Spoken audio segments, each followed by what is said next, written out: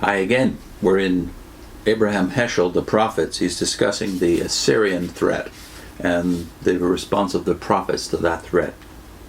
Heschel says, the prophets did not isolate the evil of war, and they seem to have regarded it as an extension of a condition that prevails even in time of peace.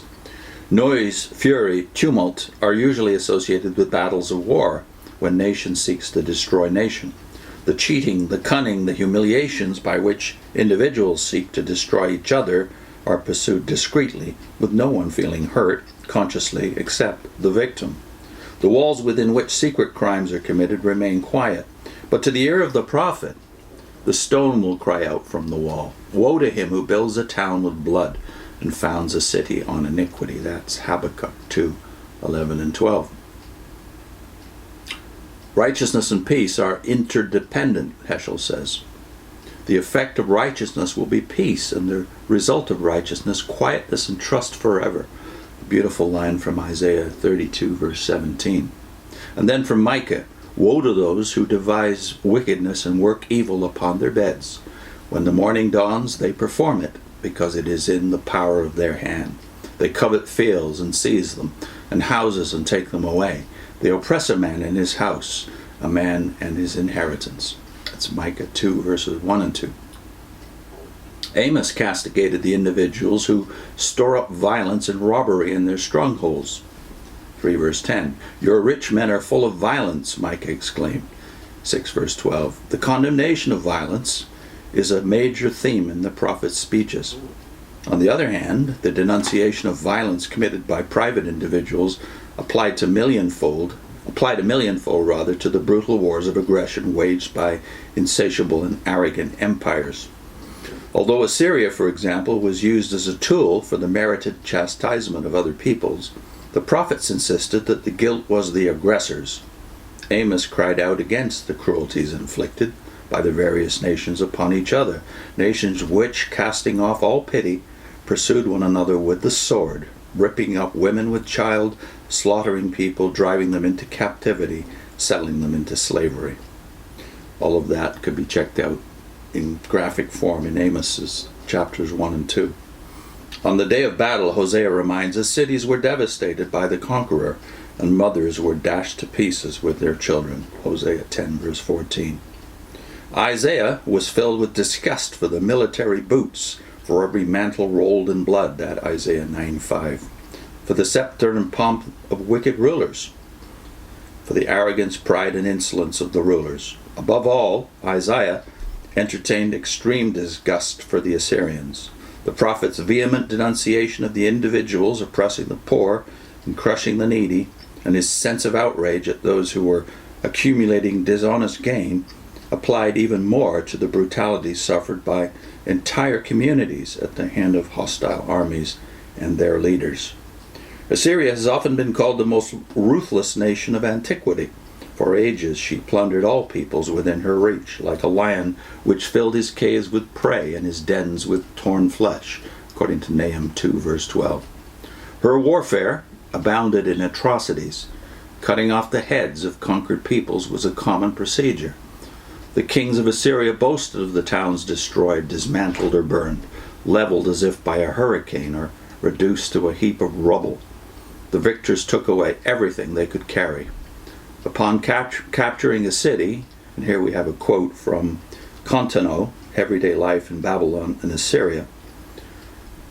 The quote says, the king's throne would be set up before the gates of the city, and the prisoners would be paraded before him, led by the monarch of the captured town, who would undergo the most agonizing torture, such as having his eyes put out or confinement in a cage, until the king of Assyria set a term for his long-drawn agony. Sargon had the defeated king of Damascus burned alive before his eyes. The wives and daughters of the captured king were destined for the Assyrian harems, and those who were not of noble blood were condemned to slavery. Meanwhile, the soldiery had been massacring the population and brought the heads of their victims into the king's presence, where they were counted up by the scribes.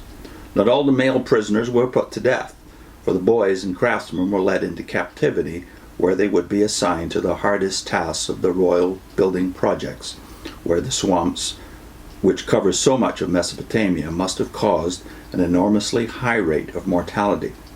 The remainder of the population were uprooted and sent to the other end of the empire. And then there's a footnote to Contino's point from Everyday Life in Babylon and Assyria. This is by Roland Bainton, the famous church historian. He says about Assyrian art, "It was great only in portraying the dying agonies of men and of beasts. Nothing comparable is to be found in ancient art to the stale of the vultures, feeding on the carrion of the vanquished." That from Bainton's Christian Attitudes Toward War and Peace. Heschel goes on, Isaiah spoke to Israel as well as to all the inhabitants of the world. According to Isaiah 18 verse 3, what went on in Israel on a small scale went on in the world on a grand scale. The misdeeds of individuals who deprived their fellow men of their rightful possessions. Woe to those who join house to house, who add field to field, Isaiah 5:8 says. Those misdeeds were trifling compared to the crimes of Assyria. The oppressor, according to Isaiah 14 verse 4, tried to turn the world into a desert, that chapter says, overthrowing cities and refusing to let his prisoners go home. What a passion for war, what a pleasure in destruction. The great powers spread not only ruin and destruction, but also guilt and moral corruption. In the case of Assyria, she was condemned for her countless harlotries, for betraying nations with her harlotries and peoples with her charms, according to Nahum 3 verse 4. The small nations were first subdued and then forced to become allies, fellow travelers, supplying soldiers, joining Assyria in the slaughter of other nations. Seeking glory, booty, and power, vanquished kings became commanders in Assyria's army, sharing her glories, partaking in the slaughter. It was about such enticement that Habakkuk proclaimed, "Woe to him who makes his neighbors drink, causing them to join him in his fury, who makes them drunk to gaze on their shame.